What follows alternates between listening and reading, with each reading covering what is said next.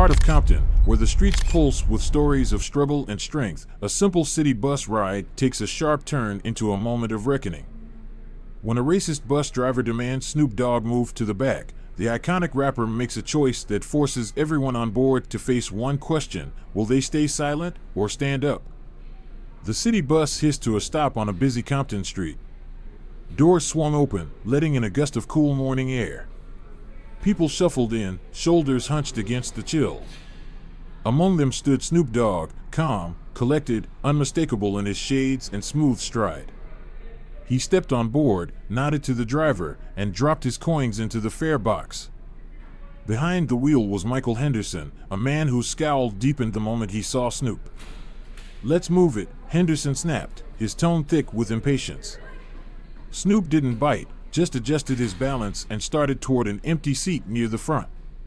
But before he could sit, Henderson barked, "Not there." The whole bus seemed to pause. Snoop turned slowly. "Excuse me," he asked. "Front seats aren't for you." "Move to the back," the driver growled.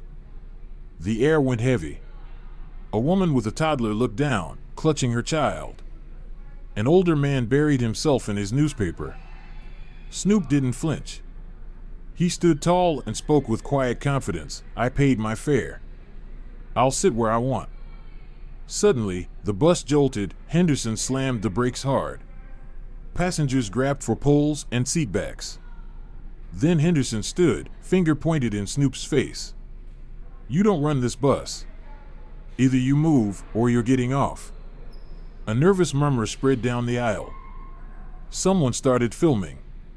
Snoop squared his shoulders, voice steady as ever. "I'm not going anywhere." Henderson's face burned red. He reached for his radio, calling for transit security. Outside, people started gathering, wondering why the bus had stalled. Inside, Snoop stood like a statue, one hand gripping the cold metal rail, eyes on the driver. "I'm not saying it again," Henderson snapped, stepping from his seat. His uniform looked too tight across his chest, his fists clenched. "Back of the bus, or you're out." Snoop looked up, calm but unmoved. "I haven't done anything wrong. I paid. I'm staying." "You think you're above the rules?" Henderson growled. "You move when I say move." Now the tension had spread. A teen girl near the middle muttered, "This is ridiculous." A mother near the front adjusted her child on her lap, visibly uncomfortable. But no one moved. Snoop didn't raise his voice, he didn't need to. His words cut clean, "I'm not breaking any rules. But what you're doing, that's wrong. And deep down, you know it." The driver's face twisted. "You're disturbing everyone," he shouted, waving toward the silent passengers as if trying to win them over. Most looked away. Then a voice from the middle row rang out, a young man with earbuds, holding up his phone. "He's just trying to sit, man. You're the one making this a thing." Henderson turned on him.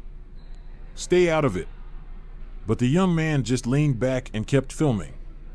Back at the wheel, Henderson grabbed the radio again, voice cracking with frustration. "This is Route 23. I need security." Passenger refusing to comply. A woman in the back shook her head. "He's not even doing anything wrong," she whispered.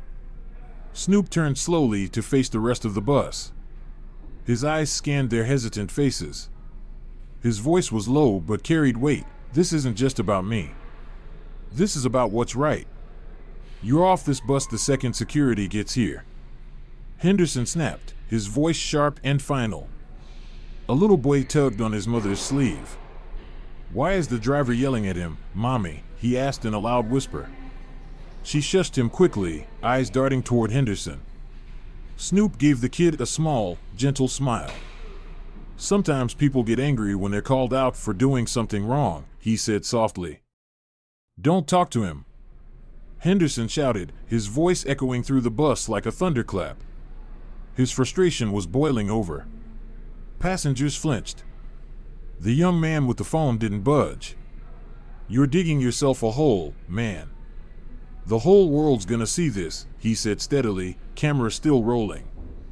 Henderson glared, jaw clenched, but stayed silent. Then came the sound, faint but growing, the wail of a siren slicing through the tension. Transit security was on the way. Snoop didn't flinch. He stood tall, still holding the rail by the front seat. Around him, the bus fell into a heavy silence. Henderson stood by the door, waiting, breathing hard. The siren grew louder, each note raising the pressure in the room like a slow-building storm. "We'll see what they have to say," Snoop murmured, quiet but firm. The words landed like a challenge. As the bus door hissed open, Henderson returned to his seat but kept shooting sideways glances at Snoop. The rest of the passengers whispered among themselves. The tension was thick, stale air pressed in like a weight. Finally, someone broke the silence. "Why doesn't he just move?" a mother muttered, pulling her toddler onto her lap. "This is holding everyone up." "I would have moved," a man next to her added. "Not worth the fight." Snoop heard them but didn't turn. His voice was calm, steady. "Some fights are." He glanced their way just long enough to let the words land, then looked forward again. The young man recording leaned in slightly. "He's got a point," he said, louder now. "Why is the driver even pressing him like this? He's just sitting." Henderson whipped his head around. "Stay in your lane, kid. This doesn't concern you." "Doesn't it?" the young man shot back. "You made it everybody's business when you stopped the bus." People stirred in their seats. A teenage girl up front leaned toward the woman next to her, whispering, "I can't believe this is happening. Feels like something out of a history book." "It's not history," the woman replied. "It's right now." The siren cut off. Footsteps approached. 2 transit security officers stepped into the bus, their dark uniforms stark against the morning light. Henderson was on his feet instantly, pointing at Snoop. "Finally," he said. "He's been refusing to follow instructions. Holding everyone up. Causing a scene." The officers turned to Snoop. One of them spoke, calm and measured. "Sir, we were called because you're reportedly refusing to comply with the driver's directions. Can you explain what's going on?" Snoop didn't move. His voice was even. "I paid my fare. I followed the rules. He told me to move to the back for no reason but his own prejudice." "That's not true," Henderson snapped. "These seats are priority. He doesn't belong here." "Priority for who?" Snoop asked, his tone sharp but controlled. "The elderly? I qualify. Or is there some other rule I missed?" One of the officers hesitated. The bus was dead silent. A few passengers began nodding slowly, clearly siding with Snoop.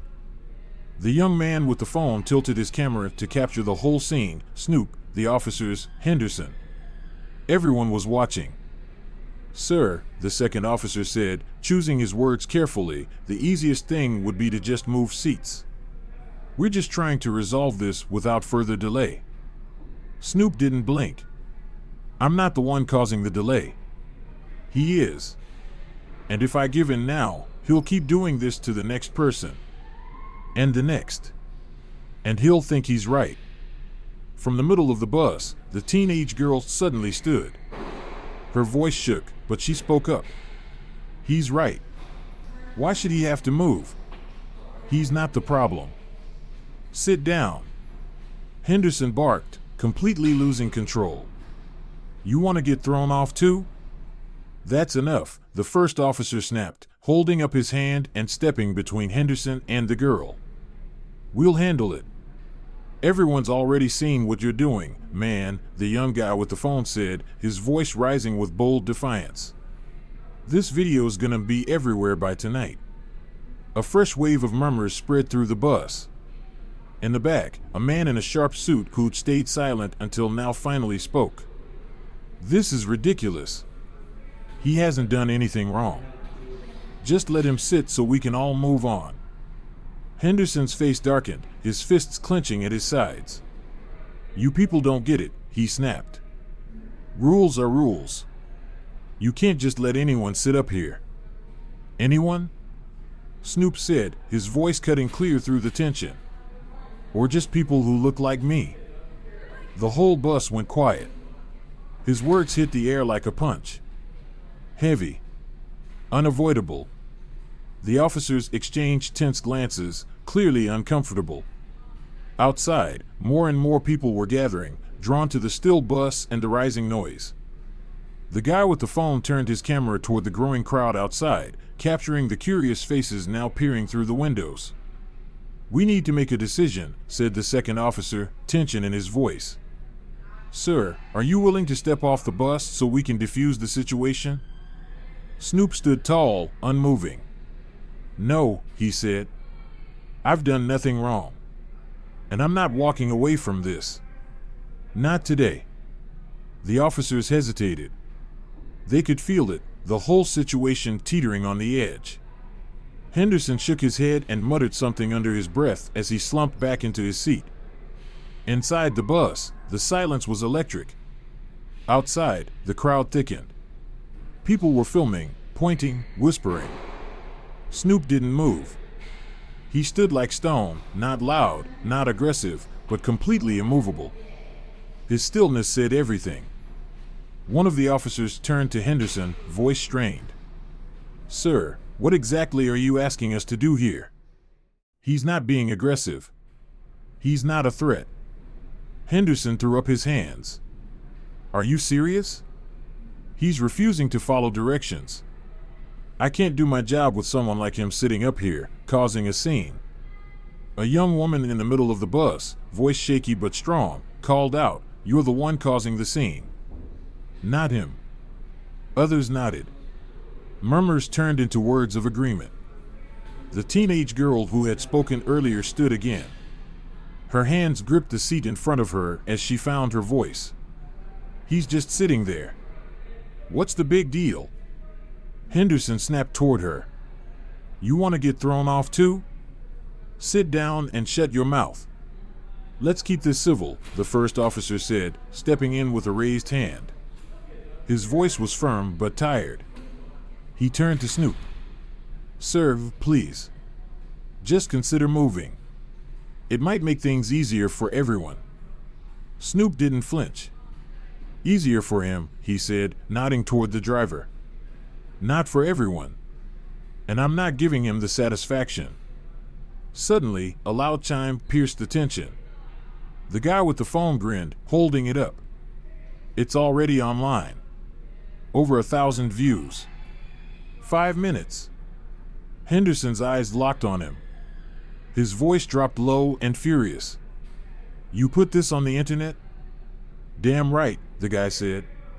"People need to see this. You can't treat people like this and think no one's gonna call you out." The energy in the bus shifted. Even those who had been silent were nodding now. Whispers turned into real voices. Unity.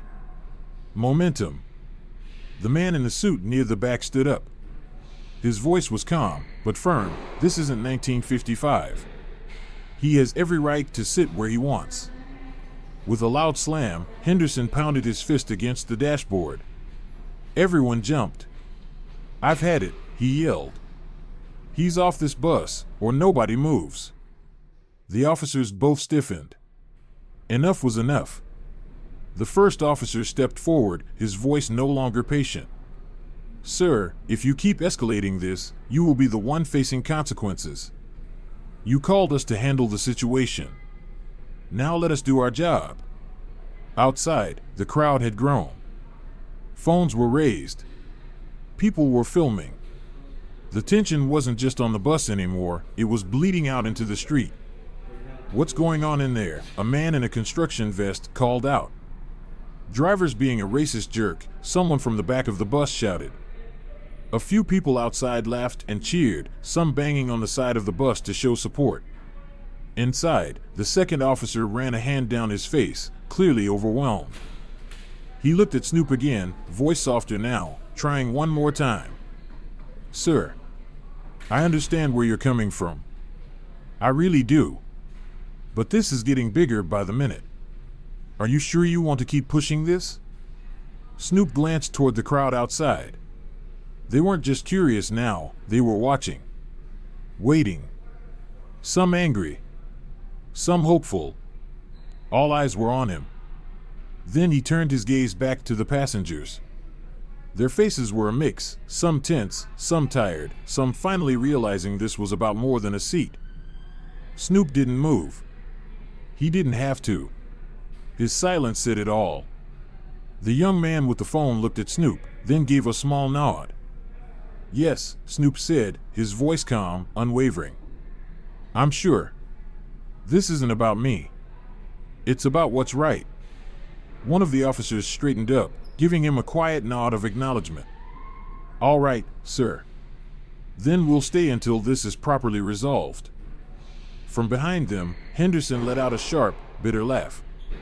"You're just gonna let him get away with this? Unbelievable." The officer spun toward him, his patience gone. "One more outburst, and I'll file you for misconduct." Henderson fell silent, rage still burning in his face, but now contained. The whole bus buzzed with tension. Outside, the crowd was swelling, and their chant began to rise in unison, "Let him sit. Let him sit." It echoed through the open doors like a tide rolling in. Snoop finally took his seat near the front. His head held high. His presence radiated quiet strength, a calm center in the middle of a storm. In stark contrast, Henderson sat rigid behind the wheel, his face flushed and hands clenched tightly on the steering wheel. The officers exchanged a glance and stepped off the bus to calm the crowd, leaving Henderson fuming and the passengers murmuring among themselves. The young man with the phone lowered it briefly and leaned toward Snoop. "You're a legend, man. This video's gonna blow up." Snoop gave him a small smile but kept his focus on the front of the bus, on Henderson. The fight wasn't over. Not yet. But for the first time, the tide was turning. Outside, the chant was growing louder, the rhythm of "Let him sit. Let him sit," now joined by honking horns and the shuffle of more people arriving. Inside, Snoop sat tall and composed, his gaze fixed ahead, his hands resting lightly on his knees. He could feel Henderson's glare still burning toward him, but he didn't return it. He didn't have to. The young man started filming again, panning across the passengers.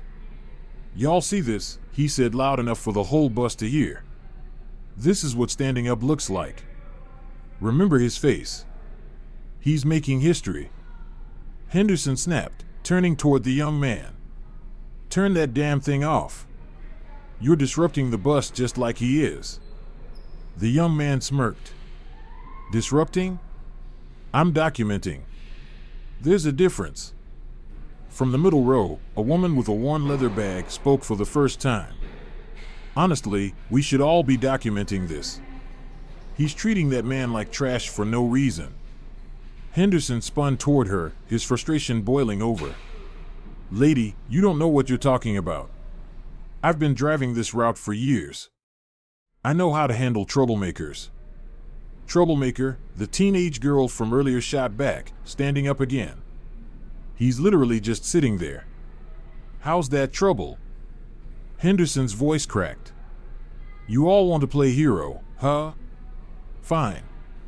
But don't come crying to me when this bus doesn't move." From the back, the man in the suit stood again. His tone was calm, but sharp. "We've been sitting here long enough. If you can't handle this professionally, maybe you shouldn't be behind the wheel." Henderson's face turned crimson. "Oh yeah? You think you can do my job better?" The man didn't flinch. "Maybe I could, if it meant treating people like human beings." The passengers murmured in agreement. Heads nodded. Solidarity was growing. Outside, the chant had become a roar, joined by curious onlookers, phones raised, some cheering, some just watching. A reporter pressed toward the front, camera light blinking through the dirty windows. Inside, Henderson, visibly rattled now, grabbed the radio again. "Dispatch, this is Route 23. Situation's escalating. We've got a crowd outside. I need backup." The radio crackled. "Copy that. Additional units en route. Hold tight." Snoop exhaled slowly. Still grounded. Still steady. He glanced at the young man filming beside him. "You should focus on what's happening outside too," he said quietly. "This is bigger than just this bus." The young man nodded, then turned his phone to the crowd. "You're right," he said. "But you're still the star here." Suddenly, a loud slam echoed through the bus as Henderson pounded his hand against the dashboard. "I'm sick of this circus. Anyone who's got a problem with me, get off my bus. Right now." No one moved. The teenage girl crossed her arms, standing tall. The man in the suit sat calm, but unmoved. The young mother clutched her child protectively, but stayed. Even the quietest passengers stayed. Snoop slowly turned his head toward Henderson. His voice was low, but it carried clear and strong. "You don't get to decide who belongs here. That's not your job." Henderson opened his mouth as if to fire back, but stopped. His jaw tightened. His eyes narrowed. But he had no answer. His authority was slipping, unraveling in real time. And outside? The chants didn't stop. They only grew louder. Phones. Cameras. Witnesses. A small sea of people standing for something bigger than a seat. And Snoop? He just sat still. Unshaken. Refusing to be moved by hate, by fear, by anything less than justice. One of the officers stepped back onto the bus, his expression tight with frustration. "Driver," he said firmly, "we need to de-escalate this. Now. The crowd's growing and media's already here. This thing's getting out of control." Henderson scoffed, throwing his hands in the air. "Oh, so now it's my fault? I told you how to fix this, get him off the bus." The officer shook his head. "No. If we try to remove him now, it's going to explode. The crowd's not on your side." Snoop allowed himself the faintest smile as he looked out the window. Signs had started to appear in the crowd. One read, "Justice for Snoop." Another, scrawled across a scrap of cardboard, "End the hate." Henderson slumped into his seat, the weight of it all finally starting to hit. His fury had nowhere left to go. Snoop remained still. Unbothered. Unmoved. Inside the bus, something shifted. The passengers weren't just commuters anymore, they were witnesses. They were part of something bigger than a delay. The officer turned to Snoop, his tone softer. "Sir, we're working on resolving this. Just stay seated." Snoop nodded. Wasn't planning on moving. The officer stepped off again, leaving Henderson alone in his smoldering silence. Outside, the crowd had swelled. Their voices rose in a thunderous chant. "Let him sit! Let him sit!" Inside, the passengers straightened up. Their nervous energy had turned into something else, quiet resolve. They weren't backing down either. The radio on Henderson's console crackled as the officers tried to manage the scene outside. Inside, the tension reached its boiling point. Henderson tapped the steering wheel, each tap sharper, more erratic. He glared at Snoop, his fury still bubbling. "You think you're some kind of hero?" he growled. He stood suddenly, the seat groaning beneath him. "You're not. You're just another troublemaker making my life harder." Snoop didn't blink. Didn't raise his voice. "What I am," he said, "is someone who's tired of being pushed around. And if you can't handle that, maybe you're in the wrong job." Henderson's face turned a deep shade of red. "That's it. I'm done playing nice." He stormed down the aisle toward Snoop, every step full of rage. Gasps filled the bus. "What are you doing?" the teenage girl cried, half standing in her seat. "Don't touch him," shouted the young man with the phone, angling his camera fast to catch it. But Henderson didn't stop. He blocked out their voices, their protests, their phones. His eyes locked on Snoop. "I told you to get off my bus," he snarled. "And if you won't do it yourself, I'll make you." Snoop didn't even flinch. "You lay one finger on me," he warned, "and you'll regret it." But the warning didn't land. Henderson grabbed him by the arm, yanking him halfway out of his seat. The bus exploded in outrage.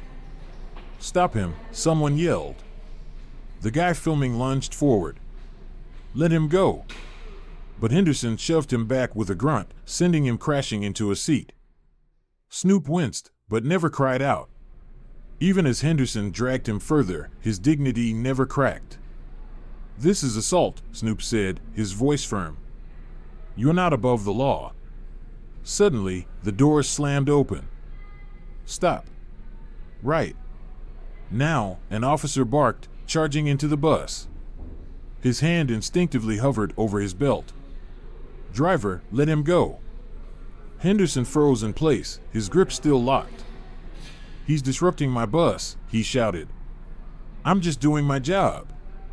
"That's not your job," the officer snapped, stepping closer. "If you don't let him go this second, you will be in cuffs." Henderson hesitated. 1 second. Maybe 2. Then, finally, he released Snoop's arm and stepped back. Snoop straightened his jacket, smoothing out the sleeve. His voice was calm, controlled. "I'm fine." But his eyes didn't leave Henderson. "He isn't." The second officer stepped forward, cuffs already in hand. "Driver," he said coldly, "you're under arrest for assault. Turn around and put your hands behind your back." "What?" Henderson exploded. "You can't be serious. I'm the one in charge here." "Not anymore," the officer replied flatly. He grabbed Henderson's arms and spun him around, locking the cuffs in place with practiced precision. "You have the right to remain silent. Anything you say can and will be used against you in a court of law." The passengers watched, stunned. Silent. Henderson's protests were swallowed by the chant outside, still rising in waves. "Let him sit. Let him sit." And as the officers led Henderson down the aisle, a sea of cameras pointed through the windows, capturing every step. Snoop remained seated. Quiet. Grounded. Unmoved. He didn't need to yell. He didn't need to fight. He just needed to sit and not move for what was right. And the world finally sat with him. Henderson turned one last time, his glare sharp, aimed straight at Snoop. "You'll regret this, man." Snoop finally looked up, voice calm, words like steel. "I think the only one with regrets here will be you." The officer led Henderson down the steps and into the arms of a crowd now flashing with cameras, phones, and microphones. Reporters shouted questions as he was placed into the back of a waiting squad car, his face twisted in a cocktail of rage and disbelief. Inside the bus, the silence shattered. Passengers broke into applause. The teenage girl clapped loud and proud, her grin wide. Finally. Some justice. The young man still filming turned back toward Snoop, grinning. "Man, that was incredible. Everyone's gonna see this." Snoop gave a faint smile, his composure softening just slightly. "Good. Maybe it'll make people think twice about staying silent." The officer returned to the bus and stepped up to Snoop. "Sir, we're making sure this gets properly documented. Do you want to press charges?" Snoop didn't hesitate. "Absolutely." The officer gave a respectful nod. "We'll handle the rest. You just sit tight." As he stepped off, the crowd outside erupted, this time chanting his name. Snoop! Snoop! Snoop! Snoop Dogg had become the symbol of something much larger than a morning commute. A quiet but powerful reminder that standing your ground still matters. The bus doors closed. A new driver stepped on, a young woman, calm, composed, with kind eyes. She looked at Snoop with a mix of respect and quiet awe. "Where to next?" she asked. Snoop leaned back into his seat for the first time all morning. His shoulders relaxed, but his voice stayed firm. "Forward." Outside, the squad car carrying Henderson disappeared into the distance. Sirens faint now. The crowd cheered, applauded. Some waved signs, others just raised their fists. Inside, the passengers no longer looked anxious. The energy had shifted, relief, pride, maybe even a little hope. Snoop stayed seated at the front, poised. He rubbed the spot on his arm where Henderson had grabbed him, then let his hand fall to his lap again. The young man with the phone stepped up beside him, this time not filming. "You okay?" he asked, quieter now. The fight had faded from his voice, replaced by real concern. "I'm fine," Snoop replied, steady as ever. "It'll take more than that to shake me." The teenage girl approached again, still clutching her backpack. Her voice was filled with something new, admiration. "You were amazing. I can't believe you stood up to him like that." Snoop looked around at the passengers and then back to her. "It wasn't just for me," he said.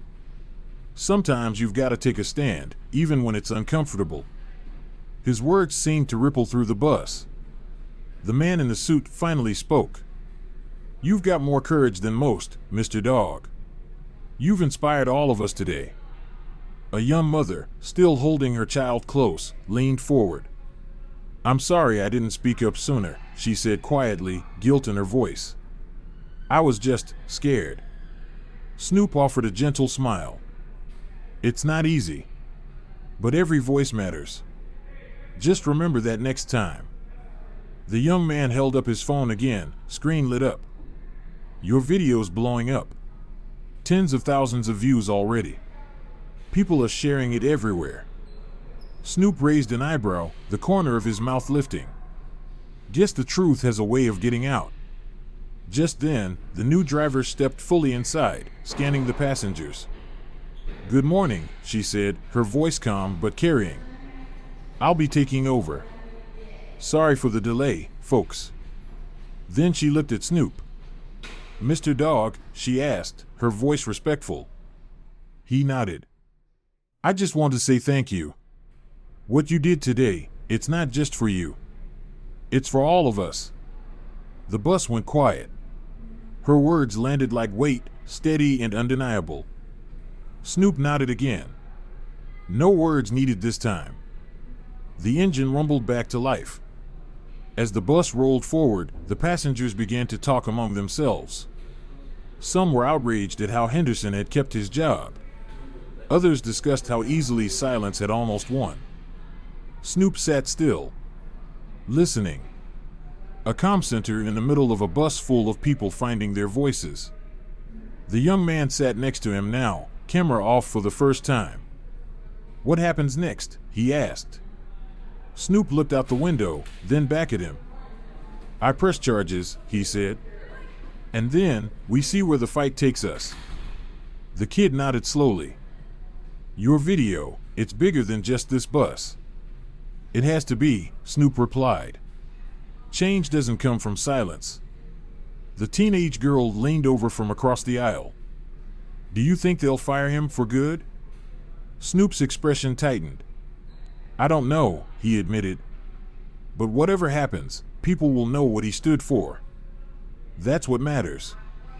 At the next stop, a few passengers stepped off. Outside, the crowd had thinned, but some people still stood by, holding signs, waving.